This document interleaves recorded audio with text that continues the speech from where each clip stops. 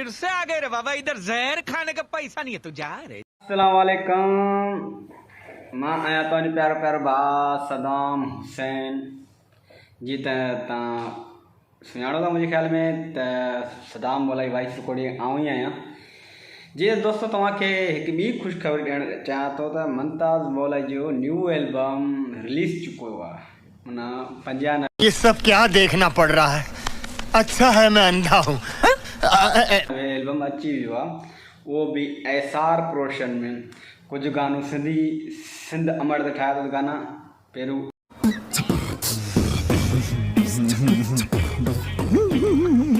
ॿियो गानो त उहो बि गानो तव्हांखे ॿुधाईंदो टोटको हींअर आहे त फुल।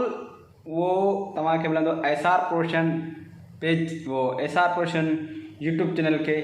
अगर असांजी वीडियो तव्हांखे पसंदि अचे त असांजी वीडियो खे यार लाइक कयो ऐं सब्सक्राइब कयो ऐं कमेंट कयो ऐं मैसेज ज़रूरु कजो। जीअं त तव्हां असांजे यूट्यूब चैनल खे सब्सक्राइब कंदो त जीअं बि न्यू वीडियो अचण वारो हूंदो त तव्हांखे पहिरियां सभिनि खां पहिरियां तव्हांखे मिलंदो असांजे यूट्यूब चैनल में सदाम हलचल 786 में। जीअं त अची गॾु ॾिसूं था उहो वीडियो मुमताज़ मोलाई जो जेको न्यू सॉन्ग आयो आहे। तव्हांखे मां टोटको ॿुधाईंदुमि न्यू 95 एल्बम जो। अची त गॾु ॿुधो था। बात कर मेरे को जानता नहीं। अजर कटो क्यों पाण पराय, भरे भरे वदा था भाकुर पाय। अजर कटो क्यों पाण पराय, भरे भरे वदा था भाकुर पाय। सिंधु जा माण्हू ख़ुशूं करे था ॼाण, सिक जा सॾ बि भरे था ॼाण। महिमाननि खे मान ॾींदा आहिनि, घोरे पंहिंजी जान ॾींदा आहिनि। सिंधु जा माण्हू ख़ुशूं करे था ॼाण, सिक जा सॾ बि भरे था ॼाण। सिंधु जा माण्हू ख़ुशूं करे था ॼाण, सिक जा सॾ बि भरे था ॼाण।